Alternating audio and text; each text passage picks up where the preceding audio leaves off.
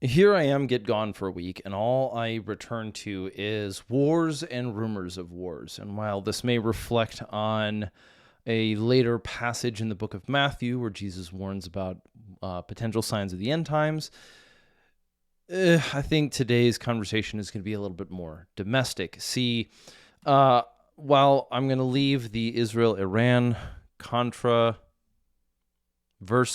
off to the side, we're focusing today on the No Kings protest and the violence that broke out there. Clearly, I need some time to recover from getting my language back together, but please, for all intents and purposes, bear with me. In case that you are not, or if you are read up, or you're just kind of paying attention to some of the things that are going in the news, there was a series of protests over the weekend, and I returned home to discover the details, even though I kind of knew that some of them were going to happen while we were away. And the kind of headline item that's taking place right now is that there was a fatal shooting in Utah, in Salt Lake City. Now, the details of it are still coming out. However, it seems like at this time, a general understanding of the sort of situation that took place is rather unveiled. We may not know who's being convicted or who's been arrested entirely. We may not know all the details of, who was who and what were they doing, but we do know that shots were fired and somebody died who's being listed as a bystander, and the person firing, the person who shot the rounds that ended up causing the loss of life, is a quote unquote peacekeeper, and is being organized or it was part of this organization. And there's all these kind of terms and names, the 50501 blah blah blah group, and the issue is it actually teaches a lesson. It's not so much we can talk about the political ramifications of the decisions, but this example is something I wouldn't describe as purely novel, but present in our day and age. See, it doesn't exist in a vacuum. This isn't the first time that we've seen so-called protests organize armed security, and it's not the first time that it's had negative consequences. We only need to go back to 2020 in the Summer of Love. It's, of course, riot season, as a new terminology has entered the lexicon, and yet we're sitting with bated breath and a little bit of apprehension, wondering how it's going to play out. Has this so-called peacekeeper drained all the wind from the sails of a new movement, or is it only another harbinger of warning to those who might want to observe the tomfoolery?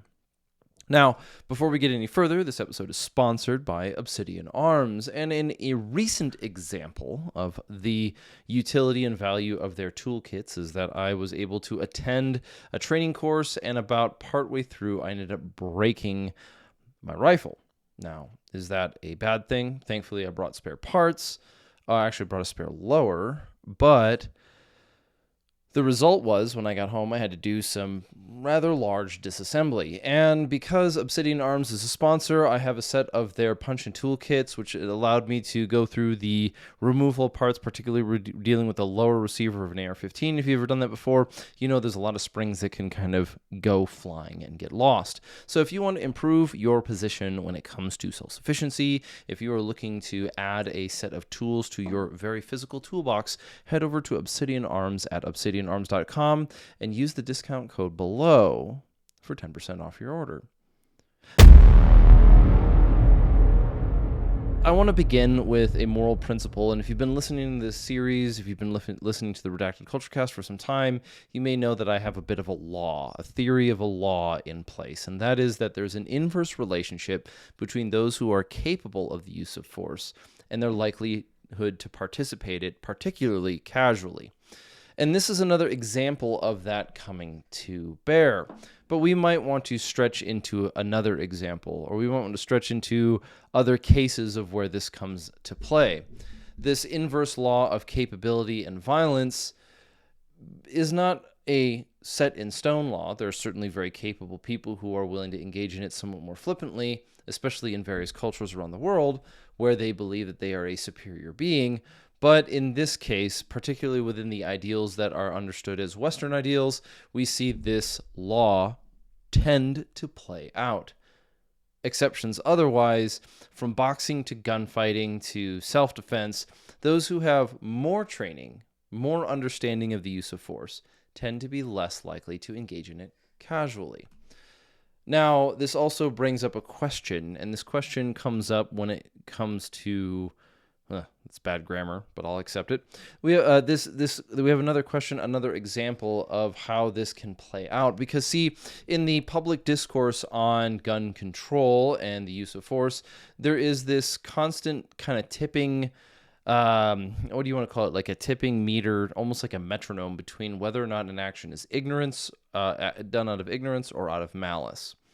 There's this idea that, and I think I've spoken about this before publicly, that we might wonder whether or not a person's intention when it comes to the institution or instigation, the enforcement, the creation of more gun control laws within the United States, whether it comes down to ignorance or it comes down to malice. There's no shortage of examples of people getting up on podiums and talking brazenly about gun violence in America, only to have their arguments taken apart bit by bit, turning out to be not only less than factual, but perhaps even the opposite of factual. And there are more malicious examples where our people, our constituents say, are protected from the consequences of the new gun control rules, or even activists tend to hold these ideas that it's guns for me and not for thee because I am the holy arbiter, I am the next Martin Luther King. And that creates, well, a moral question. And this episode, this podcast does tend to stray into the moral considerations when it comes to the use of force.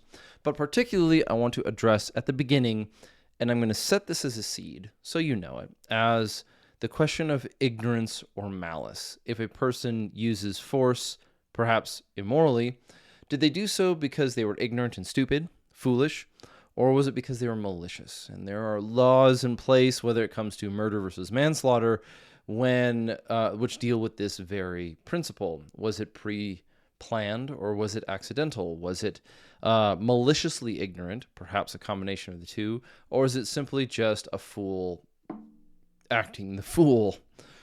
But I think, and the principle, the line that I want to implant in you, in the same way as the movie Inception, is that at some point in time, incompetence itself can become malicious, because incompetence, after a certain amount of time, must be maintained. It's something that a person has to continue to intentionally operate in.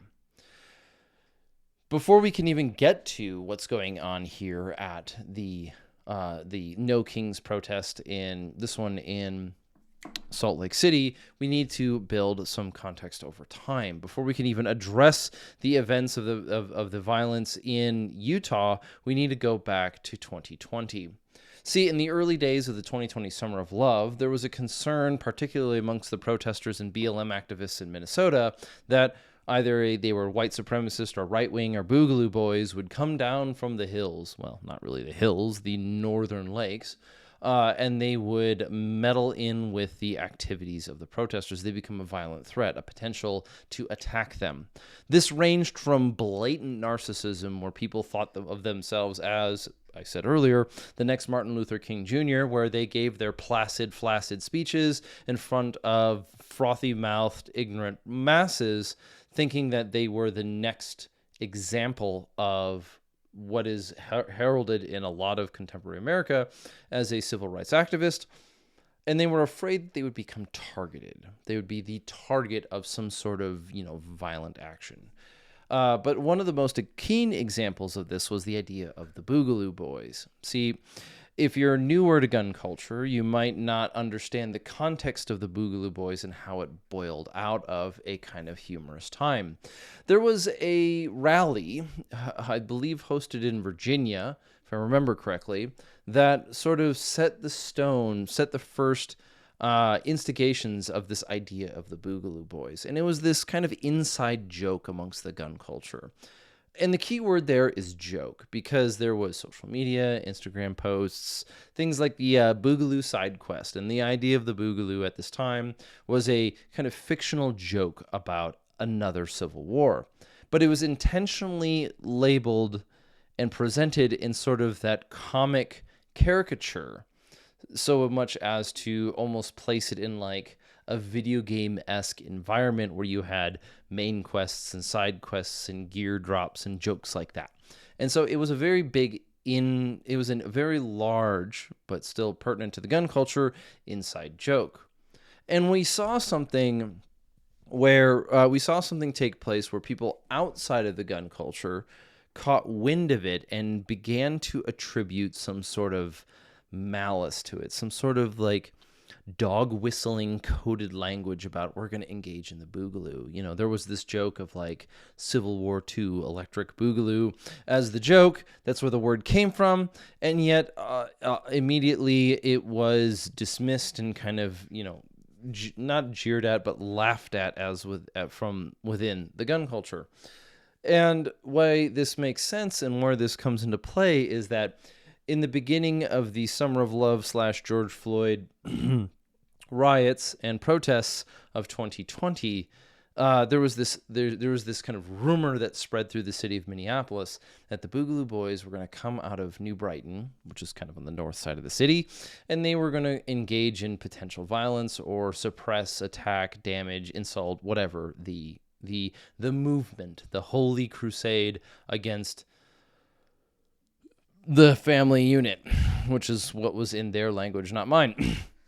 And so what ended up happening, though, is that there was an example of two characters in their comical Hawaiian garb, supposedly, who were immediately arrested. They supposedly fit the definition for a Boogaloo boy, came down to, you know, the city, and were immediately arrested. And upon further investigation, what we found, what we discovered, what we understood is that they were people who took a joke as if it was serious. The whole Boogaloo side quest game, the whole Boogaloo joke, being an inside joke, might have been missed on these characters, and they took it as real. They took it as, you know, part of their identity, and they paid the price for it, whether it was jail time or otherwise, perhaps even some greater consequences. Now, whether that was justified is another story, but then also we saw a strange twist. See, instead of coming down to attack the protests, the aforementioned Boogaloo Boys, in this sort of phrasing, ended up joining with the left-wing riots. They presented themselves as anarchists. They were against the government generically, and there was over time, something formed out of this. You started to see protests occur. I'm using the word protest politically. It's more like a riot or a civil unrest. You would see a large gathering of people, and on the periphery, there would be armed individuals who presented themselves as some form of security for the movement. One example would be is if you had a march, you would have at the tail and the front end of this movement, this collection of people moving through the city, you would have people on motorcycles presenting themselves as some form of security.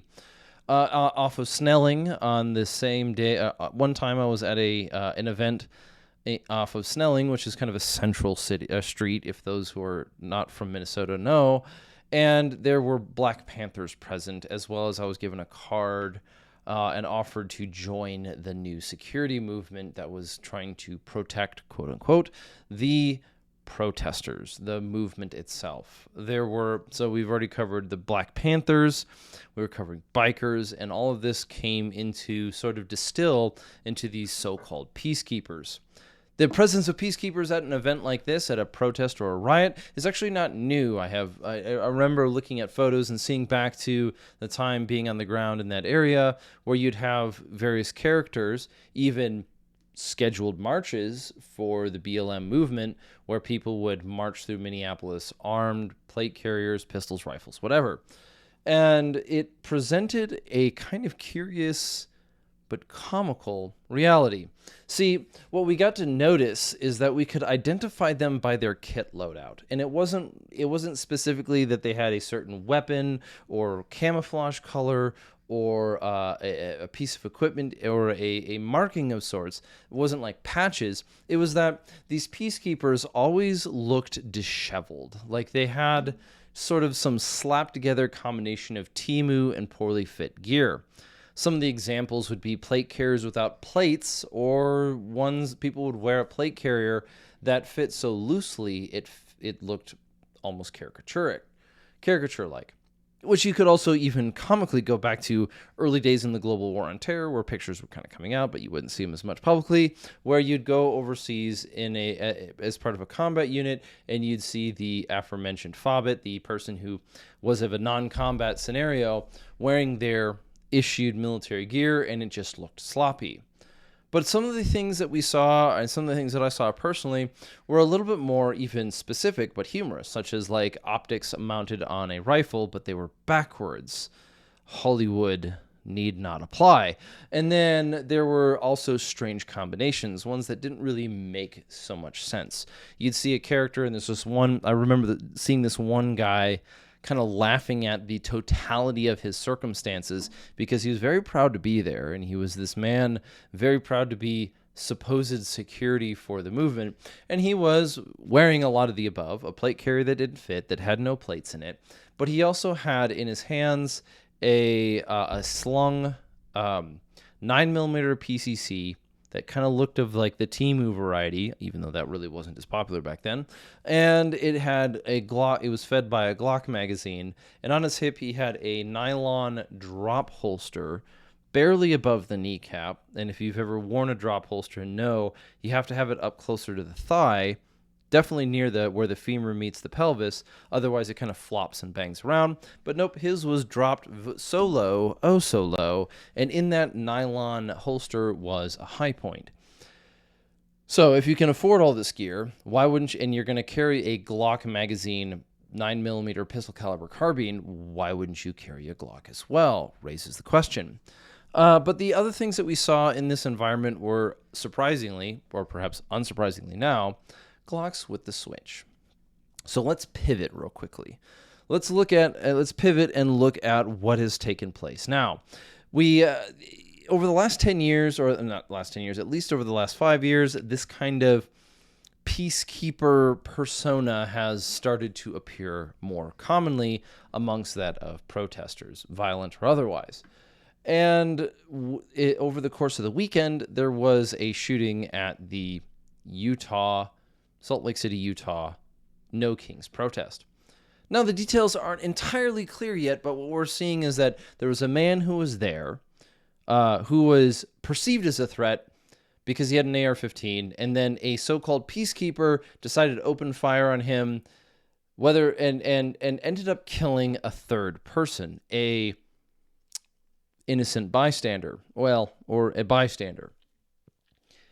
And what came out of it is this strange experience where the man who had the rifle, who was fired upon, has been arrested, but the organization, this 50501 group, has not been held accountable, or at least not publicly. Perhaps they're under great scrutiny investigation, and their roster is about to be knocked upon. But we had... what we have, and instead of going into the politics any further, we have this interesting experience, this observable event where somebody, self-proclaimed peacekeeper of a movement, perceives a threat, opens fire, kills an innocent person, or at least not the person they were originally aiming at. And in the video, there's no attempted de-escalation of force. There's no sort of identification of the individual who was fired upon. There's no, and right now we're dealing with things like there's no corporate responsibility, and we're asking the question: would this be a question of self-defense? See, certainly, if I see a man brandishing a weapon, preparing to attack me, that would be a pretty good indicator that I should probably get ready to defend myself. But what we see here, even in the short snippets of video available, it's not really that clear. it's actually much worse. And if we were to draw from history, we have to recognize, or we should recognize, that the typical person of the so-called peacekeeper is someone who not only is of low skill, but very unfortunately in this case, likely of low intelligence, which is a dangerous combination. And I want to bring this up because this is the subject at hand. But let's take an example of why this might be of consequence. Conscripts is a term, it's a concept that's somewhat foreign to the Western mind, especially in America. And a conscript is somebody forced into military servitude.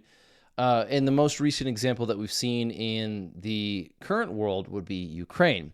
Ukraine conscripted its men to military capability, rather against their will. And in the American history, we have this idea of the draft as well, which we have long since gotten rid of. So a conscript is somebody who is drafted of sorts. They are pressed into military service for the defense of their country. Whether or not they are willing or not is a secondary concept. But there's a problem with what conscripts present.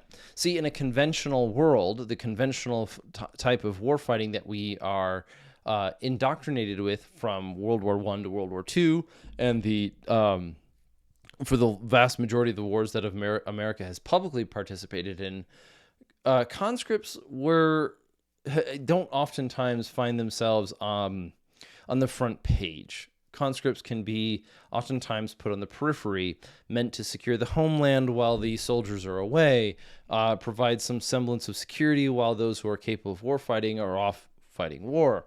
But a conscript is presents a very distinct problem, mostly close to that of the child soldier. And that is particularly that they are of low skill. A conscript tends to be somebody of low skill, which brings a serious risk involved, and that is that because they're of low skill, are they not a higher danger to those around them? Imagine you have a team of well-trained individuals doing the action of CQB, but behind them or a part of the stack is one guy who doesn't know anything about what he's doing. He's afeared, and he still has the same equipment of them, always running with his weapon on fully automatic and presenting more of a danger to those around him. It would be better for the team to leave him behind, finish the job, and bring him in as outer cordon security, but this is where we're at. See, conscripts are a dangerous thing. They are, again, quite unusual to those of us in the West, but a conscript is oftentimes as well a combination of low skill and low intelligence. Now, it's not to say that they are unintelligent people. That's going too far. It's that if a person is pressed into military service against their will, they aren't going to have or very unlikely, there are exceptions, going to have the mental wherewithal or desire to learn the intricacies of their environment. They're trying to do the bare minimum to get by, and this is just a consistency over time. It's not every single person. Exceptions to the rule. And so are they of low intelligence? Either A, true, possible. There were examples of essentially the town alcoholic being conscripted into service in Ukraine during the invasion by Russia, who now were given a rifle, in some cases a fully automatic rifle, and a semblance of power. The powerless are suddenly made powerful. What are they going to do with that? But there's another example, which is if a person is conscripted against their will, and their will is not in the fight, then how are they going to build combat intelligence? And this is where we see that similar dangerousness, the dangerous capabilities or the dangerous factors around an individual, a conscript particularly, similar to that of child soldiers. They have little ability historically and over time. They have a little ability to discern a situation. They're thrown from being, well, whatever they were before, into the position of a soldier with little ability to discern a situation. And in their toolbox, so to speak, they have nothing and violence. 0, fully automatic. No firing. the world is on fire. They don't have a spectrum of choices to select from because they haven't trained up on it. And these kind of people tend to be, and why they're so dangerous, why conscripts are so dangerous both to their allies and to their enemies, is that they have a high likelihood of resorting to violence.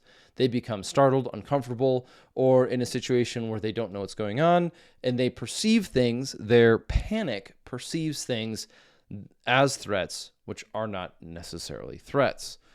This is magnified, though, and this is why I'm bringing this up in our time, is because it's magnified in the contemporary environment, where we no longer have the clean lines between soldiers and citizens, combatants and non-combatants. And now if you take the idea of a conscript who is now a combatant, he's going to resort to that trigger much quicker without discrimination. But in the environment that we're at, now you have people who are like these peacekeepers, combatants, sort of. They really are presenting themselves as combatants, but they have the same shortcomings of a conscript. Now, one of the most egregious elements that comes out of the American political left, as well as its cohorts on the streets, is this perhaps comical lack of intelligence or lack of knowledge of how firearms work and how they exist within our environment. And so we see this consistency playing out. But for those of us who don't fit within that category, we might want to ask, or we can engage in training itself. The value of proficiency training, or training itself, if we're going to go back to the beginning with that inverse rule, those who are more capable, more proficient, are less likely to participate in it. The value of proficiency training comes to play here.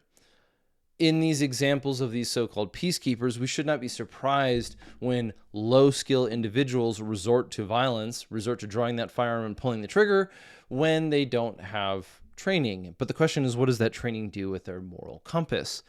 There's a certain value. You can talk about different types of training that have emerged over the last couple decades, whether it's the escalation of force training or specifically marksmanship and proficiency. And just as much as we might draw the distinction between being able to shoot and being able to fight, or being able to shoot a competition and being able to be proficient in a gunfight, we want to draw some lines here on valuable training. There is this old argument I think is just washed out, but still comes back from time to time, rearing its ugly head about competition training versus tactical training. And the reality is that competition training is a narrow band skill set of being good at shooting. It's not the same thing as being able to fight or engage in a gunfight, engage in a raid or train a tactical piece. Now, this may have become more normal over time, but there still is a specific value to competition or proficiency training. And that is that as a person becomes more proficient with their weapon, with their firearm, they are not only more comfortable with it, competent with it, but they have more confidence with it, and it frees up mental bandwidth for them to make decisions. You could imagine a person in the metaphorical example of they're at the mall or at a park, whatever it is, and somebody presents a weapon, somebody else presents themselves as a threat and begins shooting. And this person now has to make the decision to engage with the threat to protect their family. And as they're drawing the pistol from their holster, all of the panic is setting in of all the practice that they didn't do. They didn't practice their draw or their magazine change. They don't know the condition of their weapon. They don't know whether it's loaded or unloaded in condition 1 or condition 2. They don't know if there's a round in the chamber. They're scared. They're panicking. They're trying to figure out, oh man, this is probably not the time I want to learn how to hit a target at, say, 25 yards. So the value of proficiency training is a combination. It's distilled into a combination of expanding an individual's bandwidth by not having to think about how to reload, how to press the trigger, how to line up the sights. I'm able to make the decisions when I'm going to do those things more clearly. But then there's a second form of training, which is not in this case tactical training, but training in the escalation of force. This kind of training has been enforced, required by various law enforcement agencies, and while it does serve a purpose, it's suffered in a certain specific field, and that it becomes the focus, the center, white-hot center of attention, when oftentimes it tends to take away from otherwise proficiency training. Learning how to engage in the escalation of force is not the same thing as learning how to shoot your weapon. And if you are dumb enough to think that being able to evaluate a situation is different than, or is the same thing as being able to use your firearm, then you are probably in the wrong career field. But I digress. We have this expansive bubble of what training entails, and the ability to use a tool being different than its ability to apply it in various scenarios looks like not just one or the other, but hand in hand. You have the caricature of the American gun culture, which has in the past been in a fight between fighting versus shooting, competition versus tactical, personality A versus personality B.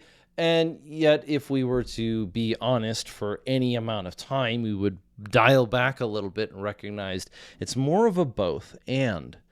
Military members are very rarely, if often at all, very rarely, as competent as shooters, specifically in the marksmanship department, as, say, people who engage in USPSA, 3-gun, or even the tactical games. But at the same time, they have a long list of other responsibilities, skills, and capabilities they must do, whether it comes to infill, jumping out of planes, driving trucks, driving strikers, maintaining vehicles, to setting up a raid. You have your support by fire, and you have your security blocking positions, and you have your blah, blah, blah. But they have so many other things that they have to be proficient in, some of them burdensome and unnecessary. But at the same time, we can identify that it's different than, say, being able to sandbag a 25-pound rifle and hit a target at 800 yards. And in this case, in the case that we're dealing with the Utah shooter and the place that we're at here, we have kind of a funny rule. It's not, I wouldn't call it a rule entirely. It's certainly not a principle, but it's a rule, is that you can tell a lot about a person by the way that they carry their equipment. As much as gun culture likes to rag on people who have all the nice gear but can't shoot, we can also recognize that there's something of a pecking order, a rule of thumb when it comes to gear selection and fitment. If you were to go to a range and see a guy wearing sloppy ACU or, surplus gear that just barely fits and is kind of ragtag and doesn't look like he spent much time in it, next to a person who was wearing his equipment fit to him, his clothing was appropriate, he was in shape. Maybe that's an additional point, not to be too distracting, but he had the equipment that fit him and fit him well, and he knew where everything was. You might be able to, that kind of gives it away.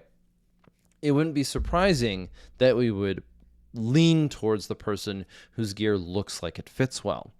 I brought this up earlier in the episode. There's this caricature of the person, the deployed individual during the global war on terror, whose plate carrier hangs well below his, well below his collarbone, and it seems to be protecting more of his gut than his lungs and heart. And that is not necessarily a relic, but it's gone away quite dramatically. We used to see pretty regularly people wearing loose, sloppy, baggy kit bouncing around and yard sailing itself when they had to move. And what I mean by yard sailing is as soon as you had to move dynamically, buzzwords, as soon as you had to jump and run and patrol, a lot of your gear would go flying because it wasn't secured properly or didn't fit very well.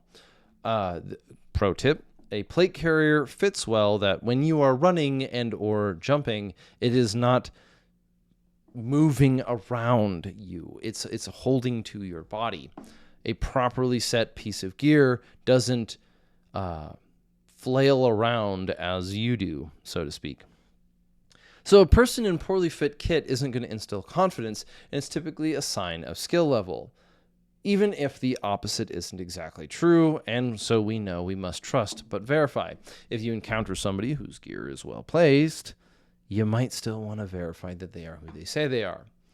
And this brings up a moral responsibility. See, in the case that we saw in Utah, you had an individual open fire on a perceived threat. And what I'm going to assert that I think took place is that he perceived a threat, and it was not necessarily his time to shine like he was going to be a shining hero, but that he had no other tools in his toolbox other than to draw the gun and start taking shots. And he turned out to be not so proficient with that either, ended up killing somebody who was unintended. I wonder if he'll be arrested for it. But the Second Amendment and its surrounding documents references an armed society. When we are going to talk about the right that comes in the Second Amendment, we have to also talk about the responsibility. And while we may talk about the right as it's a right to bear arms, the right for the citizens to bear arms, we must also bear the responsibility of being skilled and proficient and discerning in those pieces. In other words, the Second Amendment doesn't just say, quote, grant you or argue according to the government that you have a right to bear arms. It compels you that you also have to have some proficiency in it, lest you end up like this fool in Utah. Now, the Second Amendment itself might have been set in this context of an ideal context of a capable society, this ideal that is placed upon the Founding Fathers. And I'm sure if we were to build a time machine and go back into the Continental Army during the American Revolution and the times just before that, we'd find plenty of people who were sloppy and out of place. But what we are understanding is that it is arguing towards an ideal. It's not merely about possession. And where does this apply to you? Well, first, it applies to training. If you're going to own something, know how to use it. That might sound like a very simple moralism, but if we're going to go back to the idea and the ideals of the Second Amendment, we'd recognize it's not merely about a possession. It's not about you having a nice collection of World War II paraphernalia, even if you want to have that. But it does argue that the responsibilities of the individual are to be proficient, lest they lose the war but win their little mental battle in their head. There are barricades to training that are artificial. Some of them that come across in instruction where it's like, oh, well, I can't teach you that because I'll be held accountable. This is where the instructor appeals to something else instead of choosing discernment to leave their students only knowing of the things that they can't or they won't teach them. But then there's other examples, and I think this comes from something much more nefarious, which is worth pursuing in legal grounds, which is examples of like the ATF prohibiting the possession and sale of training ammunition to civilians. See, there's a joke, a kind of a comical situation brought up in the scenario with Utah, where this so-called peacekeeper ends up opening fire on somebody who perceives as a threat. And the question could be raised, why wasn't it using less than lethal rounds? And the answer is because one element of our government has told you that you can't. Let's arm the leftists with the less than lethal rounds. But this illustrates the point that we have for today. This is the example of the high-risk, low-skill, potentially low-intelligence individual. Ironically, the presence of low-skill, low-intelligence individuals serving as a vanguard for protests may produce some of the desired effect.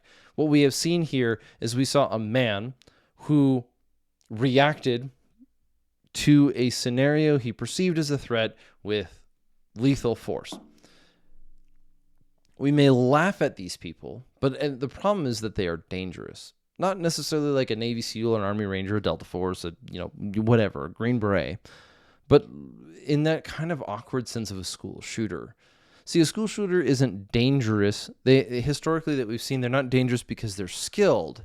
It's because they're willing to prey on the innocent, or they're trying to prey on the unarmed. And what we have in this case is a very similar, perhaps not conspicuous or spurious connection, but that is the example. You couldn't, I hope it's not a stretch of the imagination to illustrate the idea of a person who feels threatened and therefore sees themselves justified in the use of force. Now, this would be much more ambiguous. It would be much more surface level if it wasn't so nefarious, found in so much writing and teaching. See, if your ideology is built on this idea of resentment and the oppressed versus the oppressors, the oppressors versus the oppressed, then is so long as you paint yourself as the oppressed, now you have an infinite justification for the use of force.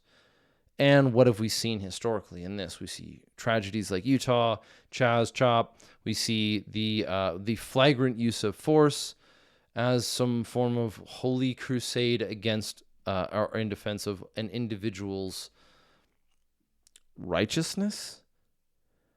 But we see here the warning sign, which is that there is a key illustration in the so-called peacekeeper of this sort of protest movement. And that when you combine that low skill, low intelligence, and I'll argue that you have to be of low intelligence to go to one of these things as a so-called peacekeeper, you have to have convinced yourself that you're answering the call to the righteous cause, being drug around by the hair of your dumbass nose.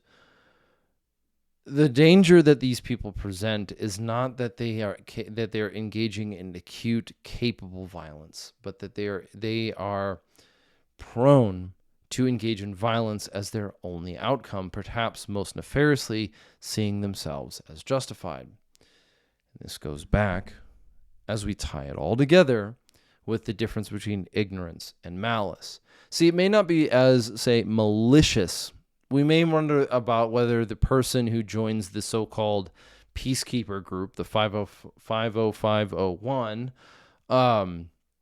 if they are a part of this organization, whether they are intentionally malicious, maniacally twisting their fake mustaches with their patchy-ass beards, neck beards, whatever it is now, whether they intended to do violence, and or if they are simply ignorant and foolish and spooked into doing so. And this, I believe, is a case where ignorance, when maintained, can only be done by malice.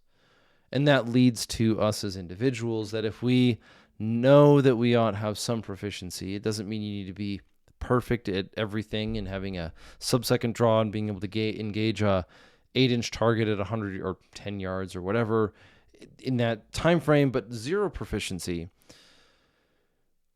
It illustrates how ignorance maintained over time does become malice. That you might say he wasn't intending to shoot the innocent bystander. Whether or not innocent needs to be in quotes is beyond the pale.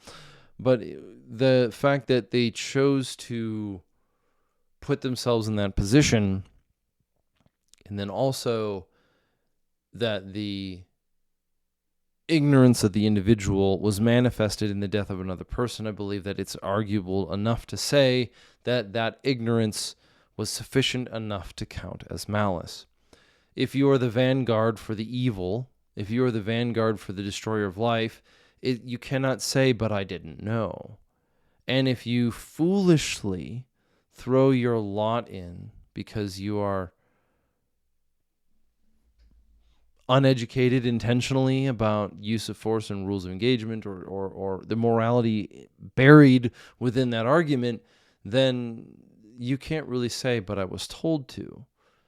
In the same way that we look at the Nazis at the end of World War II, and we recognize that their argument of us just following orders really didn't stick. You also have to understand, we also understand that somebody in this situation who presents themselves as a vanguard not only is a danger to themselves and those around them.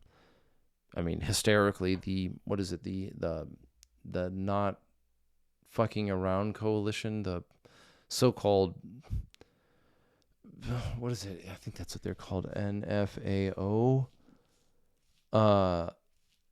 NFAC.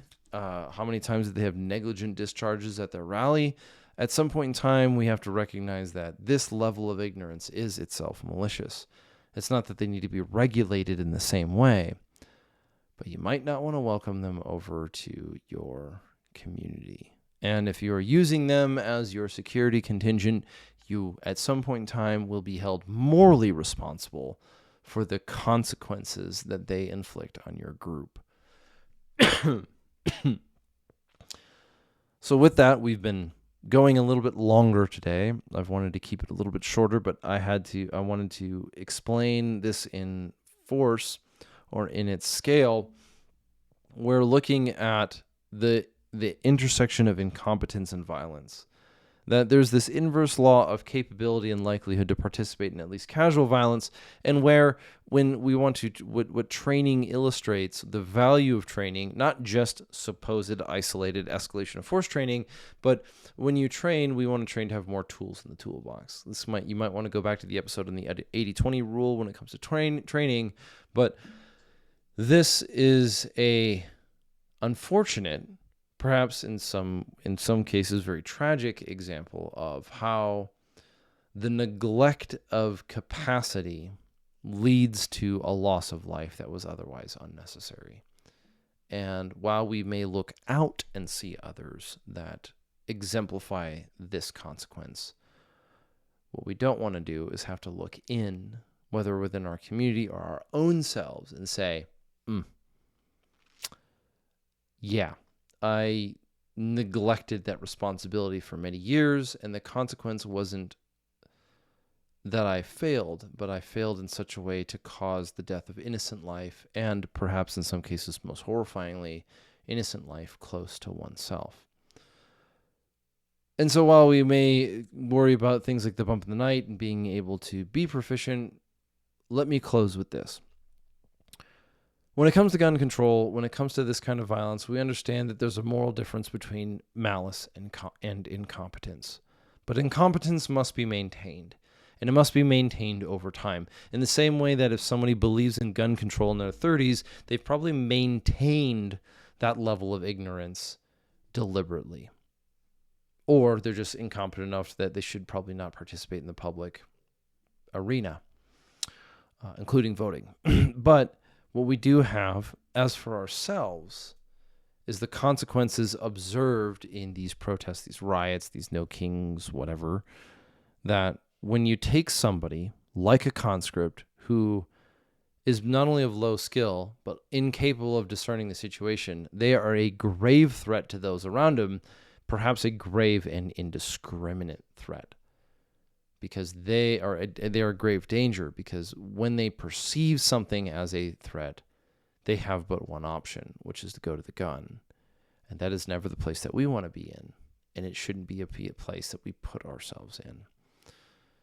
So if these protests, these No Kings protests continue, if the Sovereign of Love continues to erupt, be aware that the so-called low-skill defenders, the peacekeepers of these movements, they themselves are not only a threat to their movement, but to those around them.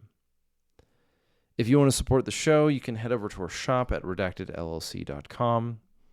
And that's a quick segue away. But if you're going to be proficient, if you're going to carry, be proficient. And proficiency is being able to have more choices than just one. And so if you want to support the show, head over to redactedllc.com. You can head over also as well to redactedculture.locals.com to support us directly. And with all these things coming to pass, there's a public land cleanup taking place in San Diego in the month of July. Details are about to be revealed. And if you want to support us, you know how to find us. Here, Instagram, so on and so forth. With that being the case, and in closing, if you're going to be an armed man, be a good man first. Now go forth and conquer.